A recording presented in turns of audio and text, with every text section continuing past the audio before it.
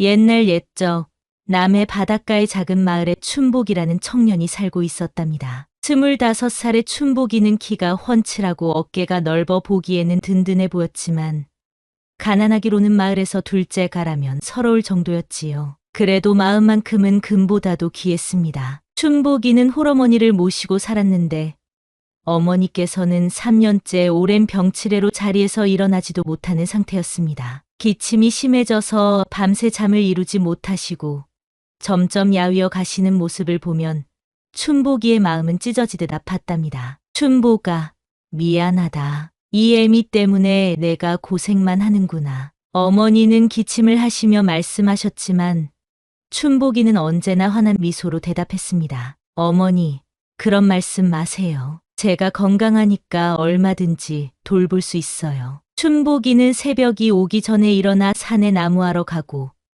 해가 지면 바다에 물고기 잡으러 가며 하루도 거르지 않고 어머니를 돌보았답니다. 나무 한 단을 져다 팔면 하루 양식을 사고 물고기를 잡으면 어머니께 죽을 끓여드렸지요. 마을 사람들은 가끔 춘복이를 불쌍하게 여기기도 했습니다. 춘복이 저놈 참 기특하긴 하지만 저렇게 살면 언제 장가를 가겠나. 아이고, 젊은 놈이 저렇게 늙은 어미만 돌보고 있으니 안타깝기도 하고. 하지만 춘복이는 그런 말들을 들어도 개의치 않았습니다. 어머니가 건강해지시는 것이 세상에서 가장 간절한 소원이었거든요. 어느 봄날 춘복이가 평소보다 깊숙한 산속으로 나무하러 갔습니다. 좋은 나무를 찾아 더 깊이 들어가다 보니 이상한 소리가 들려왔지요.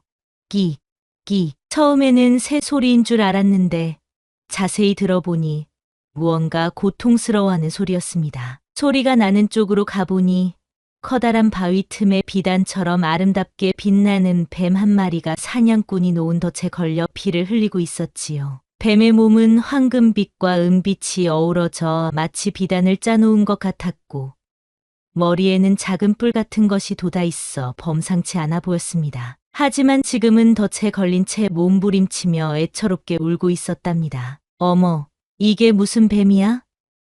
이렇게 예쁜 건 처음 보네. 춘복이가 조심스럽게 다가가려는데 뒤에서 소리가 들렸습니다. 야, 춘복아, 너 뭘 하고 있냐? 돌아보니 마을의 건장한 장정들 서너 명이 도끼를 들고 오고 있었습니다. 그들은 춘복이가 발견한 뱀을 보자 눈이 번쩍 뜨였지요. 어머, 이 귀한 뱀을 보게나. 이런 비단뱀은 중국 상인들이 엄청난 값을 주고 사간다고. 맞아. 이놈 하나만 잡으면 몇 달은 편히 먹고 살 수 있겠는걸. 장정들은 성큼성큼 뱀에게 다가갔습니다. 하지만 춘복이는 그들 앞을 막아섰지요. 잠깐만요. 이 뱀이 얼마나 아파하는지 보이지 않나요? 이렇게 괴로워하는데 어떻게 잡을 수 있어요? 장정들은 어이없다는 듯 춘복이를 바라봤습니다. 춘복아, 너 정신이 나갔냐? 이런 기회가 언제 또 오겠어? 내 어머니 약값도 걱정인 주제에. 그렇긴 하지만 생명을 돈으로 바꿀 수는 없잖아요. 아이고, 답답한 놈. 뱀 따위가 무슨 생명이야? 그냥 비켜서라. 장정 중 한 명이 춘복이를 밀어내려 했지만 춘복이는 꿈쩍도 하지 않았습니다. 안 돼요. 제가 먼저 발견했으니까 제가 처리할게요. 결국 장정들은 투덜거리며 돌아갔고 춘복이는 혼자 남게 되었습니다. 그는 조심스럽게 덫에 다가가서 복잡한 장치를 하나씩 풀어나갔지요. 덫은 생각보다 단단했고 풀기도 까다로웠습니다. 가만히 있어. 곧 자유로워질 거야. 춘복이가 중얼거리며 덫을 풀어주는 동안 뱀은 신기하게도 가만히 있었습니다. 마치 춘복이를 믿고 있는 것 같았지요. 드디어 덫이 풀리자 뱀의 상처에서 피가 더 많이 흘렀습니다. 춘복이는 자신의 저고리를 찢어서 깨끗한 천으로 뱀의 상처를 조심스럽게 감싸주었답니다. 이제 됐어. 빨리 안전한 곳으로 가. 뱀은 춘복이를 올려다보며 잠시 머물렀습니다. 그 눈빛이 너무나 인간적이어서 춘복이는 깜짝 놀랐지요. 뱀은 고개를 살짝 숙이더니 숲속으로 천천히 사라져갔답니다. 집으로 돌아온 춘복이는 아무도 제대로 하지 못해 빈손으로 왔지만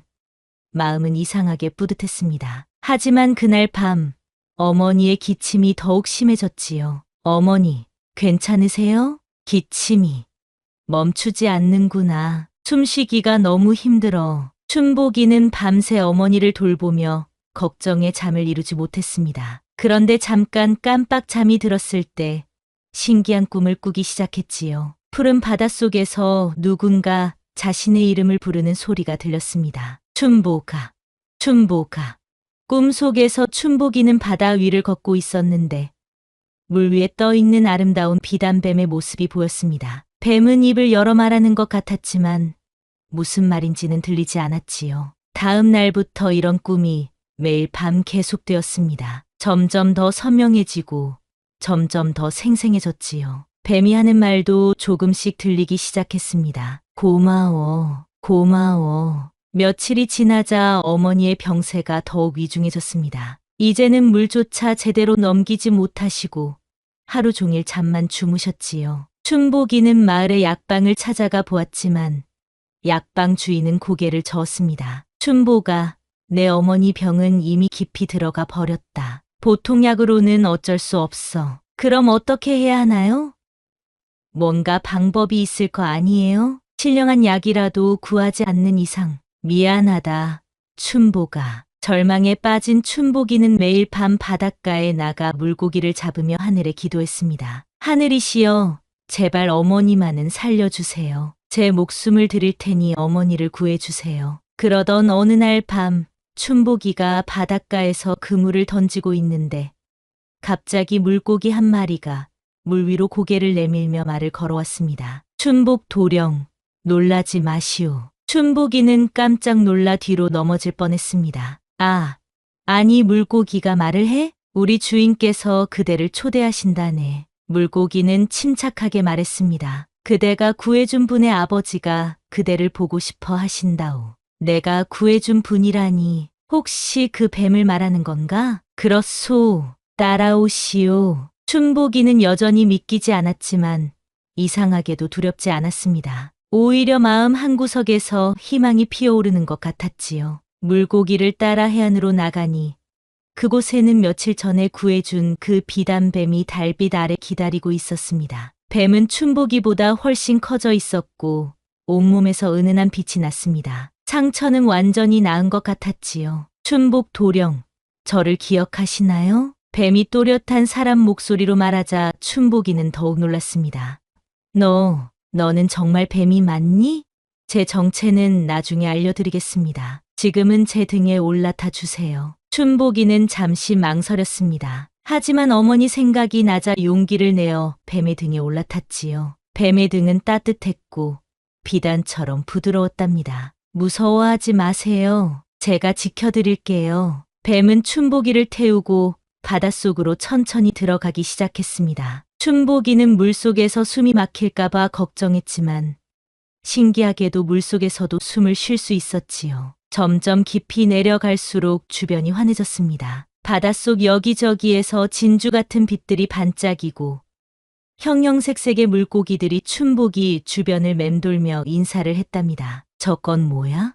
춘복이가 놀라며 묻자 뱀이 대답했습니다. 곧 보게 될 겁니다. 한참을 내려가자 눈앞에 황홀한 궁궐이 나타났습니다. 산호로 만든 기둥들이 하늘 높이 솟아있고 물결로 짠 천장이 파도처럼 일렁이며 유리처럼 투명한 문들이 빛을 받아 반짝이고 있었지요. 궁궐 주변에는 갖가지 해초들이 정원을 이루고 있었고 크고 작은 바다 생물들이 궁궐을 지키고 있었습니다.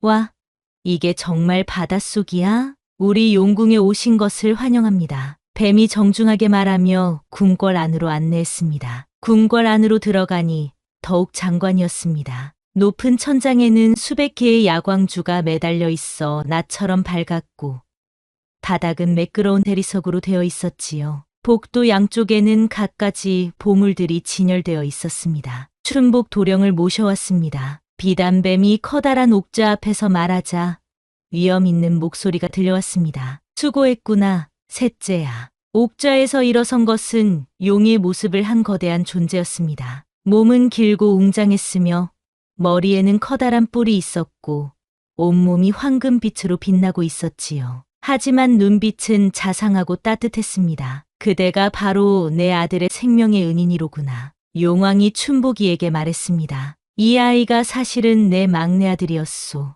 인간 세상 구경을 하고 싶다고 해서 뱀의 모습으로 변해 놀러 갔다가 그런 일을 당한 것이지. 춘복이는 깜짝 놀라 뱀을, 아니 왕자를 바라봤습니다. 왕자는 부끄러운 듯 고개를 숙이고 있었지요. 아버지, 제가 철없이 나갔다가 큰일 날 뻔했습니다. 다행히 이분이 목숨을 구해주셨으니 망정이지. 그대에게 깊이 감사하오, 춘복 도령. 용왕은 춘복이를 극진히 대접하며 성대한 연회를 베풀어 주었습니다. 바다의 온갖 진미들이 상에 올라왔고 용궁의 신하들이 모두 나와 춘복이에게 인사를 드렸지요. 하지만 춘복이는 어머니가 걱정되어 도저히 마음이 편치 않았습니다. 맛있는 음식도 목에 넘어가지 않고 자꾸만 집 생각만 났지요. 용왕님, 이렇게 극진히 대접해 주셔서 감사하지만 집에 병든 어머니가 계시니 빨리 돌아가야 합니다. 용왕은 춘복이의 마음을 이해한다는 듯 고개를 끄덕였습니다. 그대의 효심이 지극하구나. 하지만 하루 정도 더 머물러 주면 안 되겠소?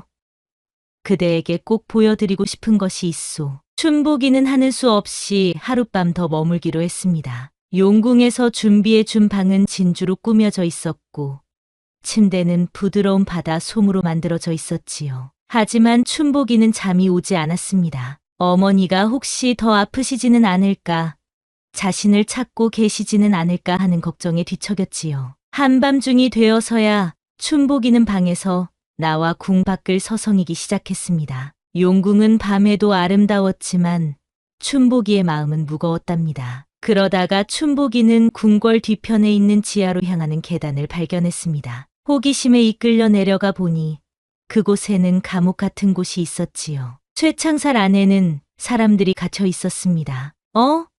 사람이 왜 여기에? 갇힌 사람들 중 한 노인이 춘복이를 보더니 다가왔습니다. 젊은이, 그대도 누군가를 구해준 적이 있는가? 네, 무슨 말씀이신지. 용왕은 인간과 관계를 맺은 자들을 그냥 보내지 않는다네. 우리도 모두 바다, 생물을 구해준 사람들이었지. 처음에는 극진히 대접해 주다가도 결국에는 이렇게 가둬버리는 거야. 다른 사람이 끼어들었습니다. 나는 거북이를 구해줬다가 여기 온 지 10년이 넘었네. 저 사람은 고래 새끼를 구해줬고 또 저분은 문어를 도와줬지. 춘복이는 등골이 오싹해졌습니다. 자신도 결국 이렇게 갇히게 되는 것일까요? 그럼 여기서 평생 지내야 하는 건가요? 그런 셈이지.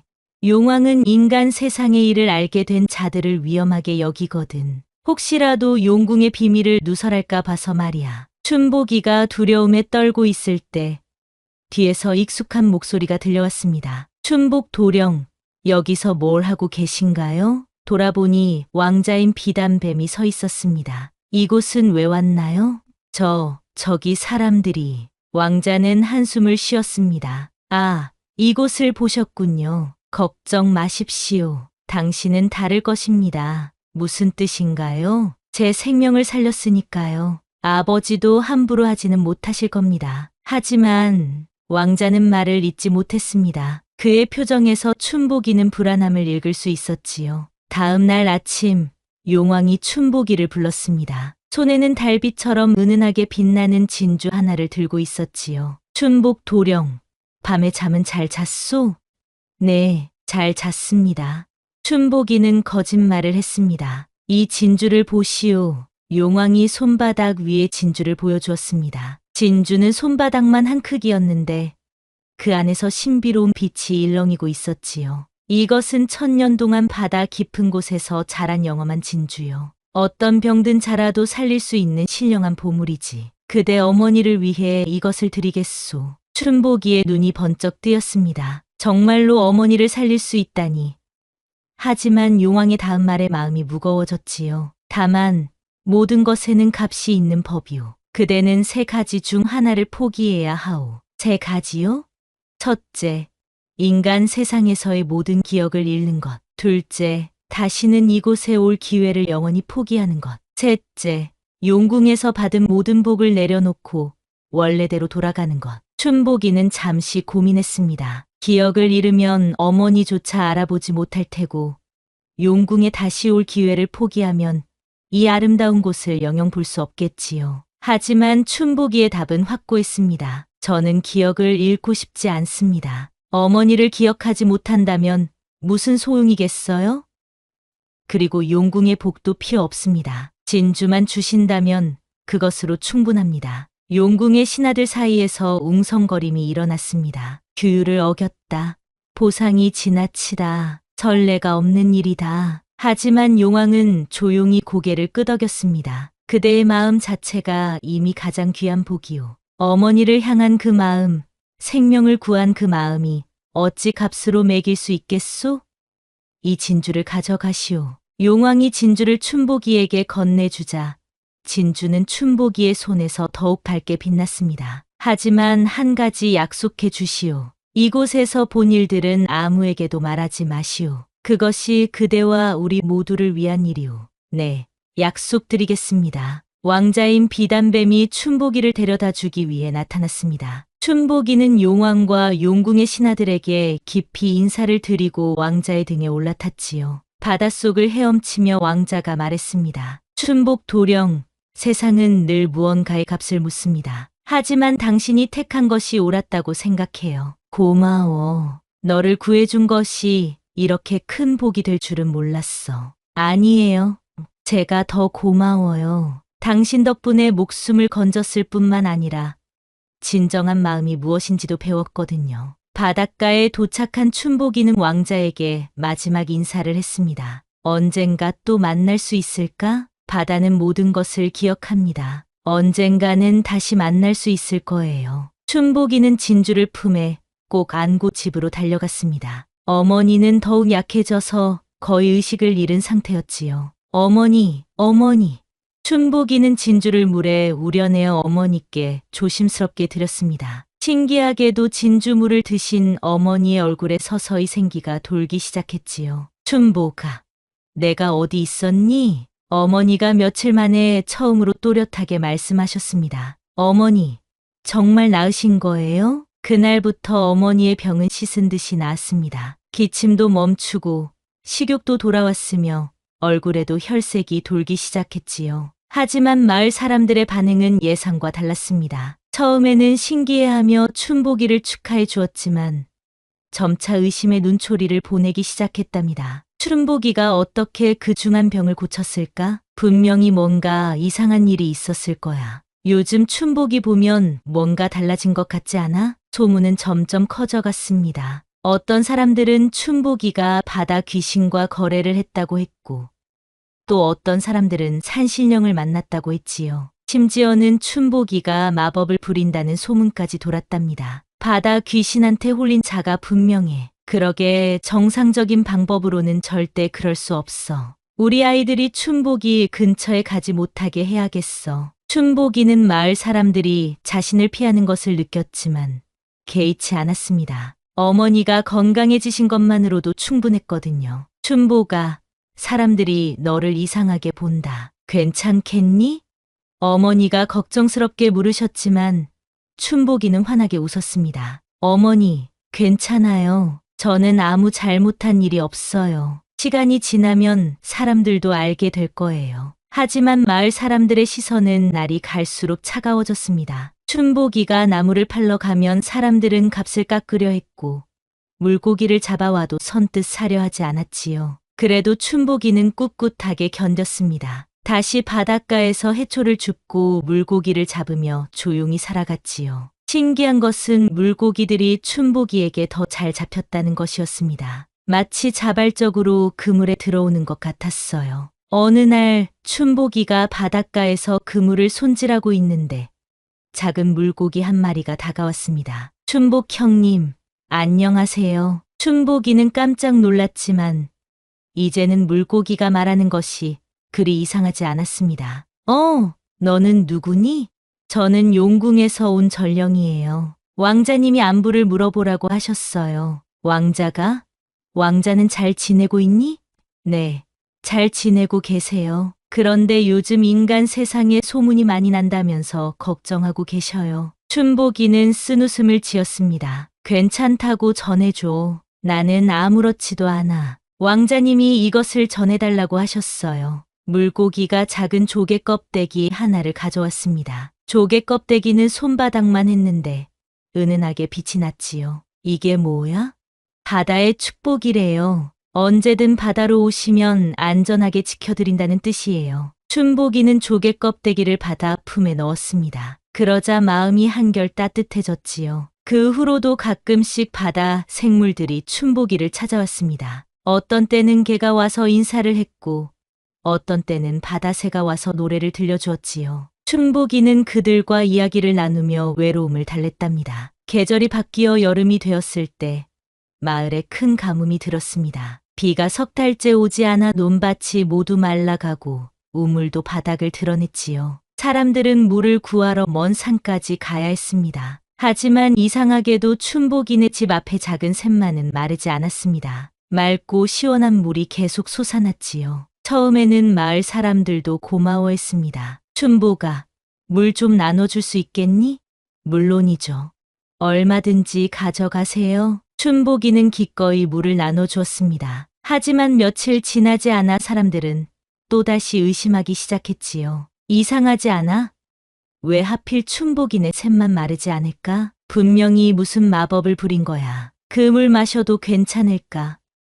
혹시 독이 있는 건 아닐까? 결국 사람들은 춘복이네 샘물을 마시기를 꺼려했고 춘복이는 혼자서 그 좋은 물을 마시게 되었답니다. 가을이 되어 태풍이 몰아쳤을 때도 신기한 일이 일어났습니다. 마을의 다른 집들은 모두 지붕이 날아가고 벽이 무너졌는데 춘복이네 집만은 멀쩡했지요. 이건 정말 이상해. 춘복이가 뭔가 숨기고 있는 게 분명해. 마을 사람들의 수군거림은 점점 심해졌고 급기야 촌장이 춘복이를 불러냈습니다. 춘복아, 솔직히 말해봐. 너 정말 아무것도 숨기는 게 없니? 춘복이는 고개를 끄덕였습니다. 네, 아무것도 숨기는 게 없어요. 그럼 어떻게 내 어머니 병이 그렇게 갑자기 나았고 너희 집 샘만 마르지 않고 태풍에도 끄떡없었던 거야? 저도 잘 모르겠어요. 그냥 운이 좋았던 것 같아요. 촌장은 의심스러운 눈으로 춘복이를 바라봤지만 더 이상 추궁하지는 않았습니다. 겨울이 되자 마을에 전염병이 돌기 시작했습니다. 하지만 또다시 춘복이네만은 아무도 병에 걸리지 않았지요. 이제 마을 사람들의 의심은 확신으로 바뀌었습니다. 춘복이가 분명히 마귀와 거래를 했어. 저런 놈을 그냥 두면 마을 전체가 위험해질 거야. 결국 마을 사람들이 모여서 춘복이를 마을에서 쫓아내기로 했습니다. 춘복이는 이 소식을 들었지만 담담했지요. 어머니, 우리 다른 곳으로 가서 살아요. 춘복아, 미안하다. 이 애미 때문에. 아니에요, 어머니. 어머니가 건강하시면 어디서든 살 수 있어요. 춘복이는 어머니와 함께 마을을 떠나 바닷가 끝에 작은 오두막에서 살기 시작했습니다. 혼자서 물고기를 잡고 해초를 채취하며 조용히 살아갔지요. 어느 날 저녁 춘복이가 바닷가에서 그물을 정리하고 있는데 왕자가 나타났습니다. 이번에는 사람의 모습이었는데 수려한 젊은 남자의 모습이었지요. 춘복 형님, 오랜만이에요. 왕자야, 사람 모습으로 올 수도 있었구나. 가끔씩 이렇게 변신할 수 있어요. 그런데 많이 힘드셨겠어요. 마을에서 쫓겨나셨다면서요? 춘복이는 어깨를 으쓱했습니다. 괜찮아. 오히려 이렇게 조용한 게 더 좋은 것 같아. 미안해요. 쟤 때문에 이런 일이. 무슨 소리야. 너를 구해준 건 내가 하고 싶어서 한 일이야. 후회하지 않아. 왕자는 고마운 마음을 담아 춘복이를 바라봤습니다. 형님 같은 분을 만날 수 있어서 정말 다행이에요. 아버지도 항상 형님 이야기를 하세요. 용왕님도 잘 계시지? 네, 건강하세요. 그런데 요즘 바다에 이상한 일들이 많이 일어나고 있어요. 무슨 일? 다른 바다에서 용들이 몰려오고 있어요. 우리 바다를 차지하려고 하는 것 같아요. 춘복이는 걱정스러운 표정을 지었습니다. 그럼 전쟁이 일어나는 건가? 아마도요. 아버지가 많이 걱정하고 계세요. 내가 도울 수 있는 일이 있을까? 왕자는 고개를 저었습니다. 아니에요. 이건 바다의 일이니까 바다에서 해결해야 해요. 다만, 만약 정말 위험한 일이 생기면 형님께 도움을 청할 수도 있어요. 언제든지 말해. 내가 할 수 있는 일이라면 뭐든지 도와줄게. 몇 달 후, 정말로 바다에서 큰 전쟁이 일어났습니다. 동쪽 바다의 흑룡왕이 수많은 용군을 이끌고 남해를 침입한 것이었지요. 어느 날 밤, 바다가 온통 붉게 물들었습니다. 거대한 파도가 일어나고 바다 속에서 무시무시한 소리들이 들려왔지요. 춘보가, 저게 뭐냐? 어머니가 무서워하며 물으셨습니다. 바다에서 전쟁이 일어나고 있는 것 같아요. 그때 왕자가 급하게 나타났습니다. 온몸이 상처투성이었고 매우 다급해 보였지요. 형님, 큰일 났어요. 왕자야, 너 왜 이렇게 다쳤어? 흑룡왕이 우리 용궁을 포위했어요. 아버지가 위험해요. 춘보기는 망설이지 않고 말했습니다. 내가 뭘 도와줄까? 사실 한 가지 방법이 있어요. 인간의 순수한 마음이 담긴 물건이 있으면 흑룡의 마법을 풀 수 있다고 해요. 춘보기는 품에서 조개 껍데기를 꺼냈습니다. 이걸 말하는 거야? 맞아요. 그것만 있으면 흑룡왕을 물리칠 수 있어요. 그럼 빨리 가자. 춘보기는 왕자와 함께 바다로 들어갔습니다. 바닷속은 온통 전쟁터였지요. 용들이 서로 싸우고 있었고 바다 생물들은 모두 숨어 있었습니다. 용궁에 도착하니 정말로 흑룡왕의 군대가 포위하고 있었습니다. 흑룡왕은 남의 용왕보다 훨씬 크고 무시무시했지요. 저놈이 흑룡왕이에요. 춘보기는 조개 껍데기를 꺼내 들었습니다. 그러자 조개 껍데기에서 눈부신 빛이 나기 시작했지요. 이게 뭐냐? 흑룡왕이 놀라며 뒤로 물러났습니다. 인간의 순수한 마음이 담긴 보물이야. 내 같은 악한 마음으로는 감히 가까이 올 수 없지. 남의 용왕이 기뻐하며 말했습니다. 빛은 점점 강해져서 흑룡왕과 그의 군대를 압도했습니다. 결국 흑룡왕은 견디지 못하고 도망쳤지요. 춘복 도령, 정말 고마워. 그대가 아니었다면 우리 용궁이 어떻게 되었을지. 별 말씀을요.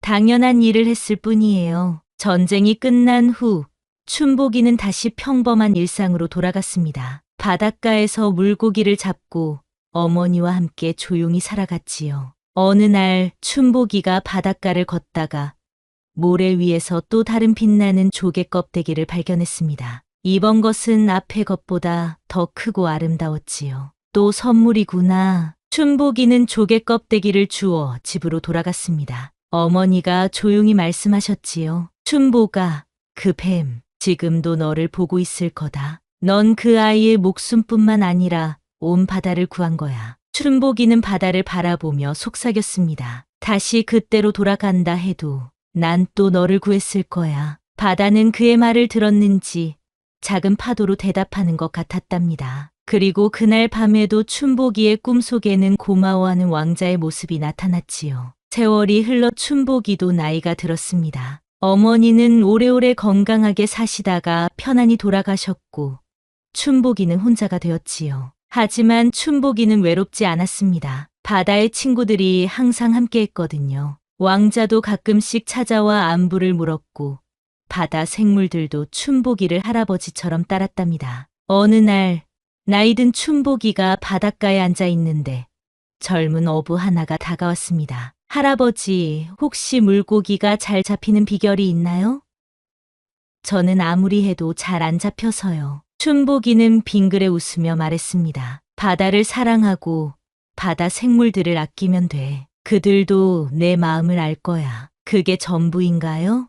그래, 그게 전부야. 마음이 진실하면 바다도 그에 응답해주는 법이지. 젊은 어부는 고개를 갸우뚱했지만 춘보기의 말을 마음에 새겼습니다. 그리고 정말로 바다 생물들을 아끼며 고기를 잡기 시작했지요. 몇 년 후 그 젊은 어부는 마을에서 가장 유명한 어부가 되었답니다. 그리고 사람들에게 춘보기 할아버지에게서 배운 이야기를 들려주었지요. 춘보기는 이런 일들을 보며 흐뭇해했습니다. 자신이 배운 것들이 다른 사람들에게도 전해지고 있었거든요. 어느 고요한 봄날 저녁, 춘보기는 바닷가에서 마지막 숨을 거두었습니다. 그의 얼굴에는 평안한 미소가 띄어 있었지요. 왕자와 바다의 모든 생물들이 춘보기의 마지막을 배웅했습니다. 바다는 며칠 동안 조용했고 물고기들은 모두 깊은 곳으로 숨어버렸답니다. 사람들은 춘복이의 무덤 앞에 작은 비석을 세웠습니다. 거기에는 이런 글이 새겨져 있었지요. 진실한 마음으로 살다 간 사람, 춘복. 그리고 바다는 지금도 춘복이를 기억하고 있답니다.